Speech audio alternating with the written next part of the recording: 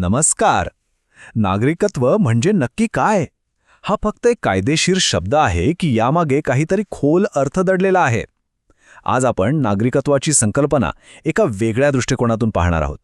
एका प्रवासाच्या रूपात हक्कांपासून कर्तव्यांपर्यंतच्या प्रवासाला समजून घेऊया. चला तर मग सुरू करूया. ही गोष्ट नीट समजून घेण्यासाठी आपल्याला इतिहासात थोडं मागे जावं लागेल.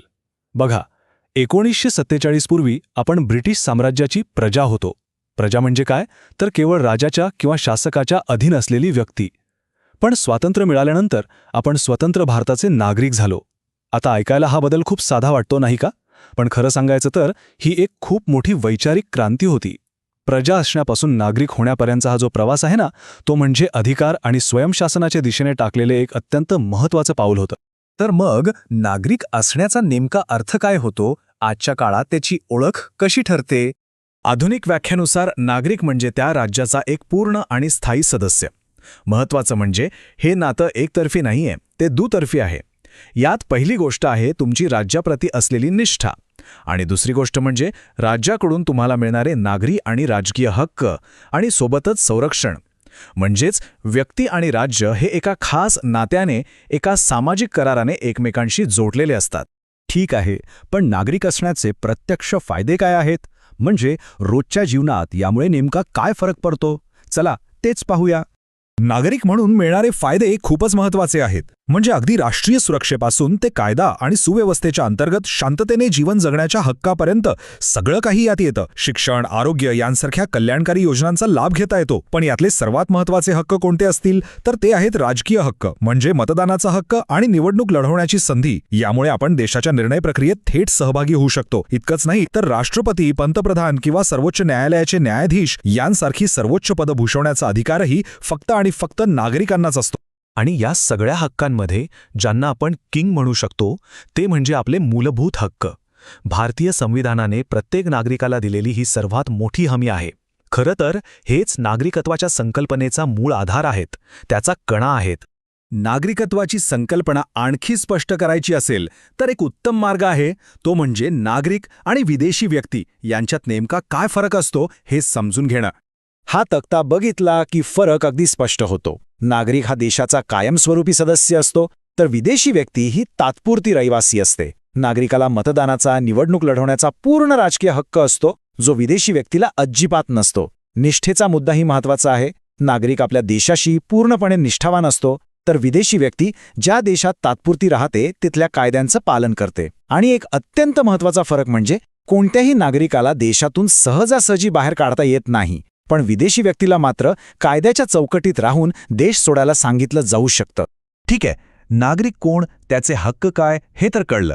पण प्रश्न असा आहे की हे नागरिकत्व मिळतं कसं आणि ते गमावलाही जाऊ शकतं का? चला याचे कायदेशीर मार्ग पाहूया. आपल्या 1955च्या नागरिकत्व कायद्यानुसार भारतीय नागरिकत्व मिळवण्याचे 5 प्रमुख मार्ग आहेत. पहिला, जन्माने म्हणजे भारतात जन्म झाल्यामुळे. दुसरा, वंशानुसार म्हणजे तुमचे आई-वडील भारतीय असल्यामुळे. तिसरा आहे नोंदणीद्वारे, ज्यात काही विशिष्ट अटी पूर्ण कराव्या लागतात. चौथा, नैसर्गिकरित्या म्हणजे एखादी व्यक्ती दीर्घकाळ भारतात राहिली असेल तर. आणि 5वा मार्ग म्हणजे समजा एखादा नवीन प्रदेश भारताचा भाग बनला तर तिथल्या लोकांना आपोआप नागरिकत्व मिळतं. आता नागरिकत्व गमावण्याचे मार्ग पाहूया. पहिला मार्ग आहे परित्याग. नावाप्रमाणेच ही एक ऐच्छिक कृती आहे. म्हणजे जेव्हा एखादी व्यक्ती दुसऱ्या देशाचं नागरिकत्व स्वीकारते तेव्हा ती भारतीय नागरिकत्वाचा स्वतःच्या इच्छेने त्याग करू शकते. दुसरा मार्ग आहे समाप्ती. इथे गंमत आहे. जर एखाद्या भारतीय नागरिकाने स्वेच्छेने दुसऱ्या देशाचं नागरिकत्व स्वीकारलं तर त्याचं भारतीय नागरिकत्व आपोआप कायद्यानुसार संपुष्टात येतं. त्यासाठी वेगळी घोषणा करायची गरज नसते. आणि तिसरा मार्ग, जो सगळ्यात गंभीर आहे, तो म्हणजे वंचित करणे. हे तेव्हा घडतं जेव्हा एखादी व्यक्ती फसवणूक करून नागरिकत्व मिळवते, देशाशी गद्दारी करते किंवा संविधानाचा अपमान करते. अशा गंभीर परिस्थितीत सरकार त्या व्यक्तीचं नागरिकत्व सक्तीने काढून घेऊ शकतं. आत्तापर्यंत आपण फक्त हक्कांबद्दल बोललो नाही का? आपल्याला काय मिळतं याबद्दल. पण नाण्याला दुसरी बाजू असते. तसंच नागरिकत्वालाही एक दुसरी तितकीच महत्त्वाची बाजू आहे, आणि ती म्हणजे कर्तव्य.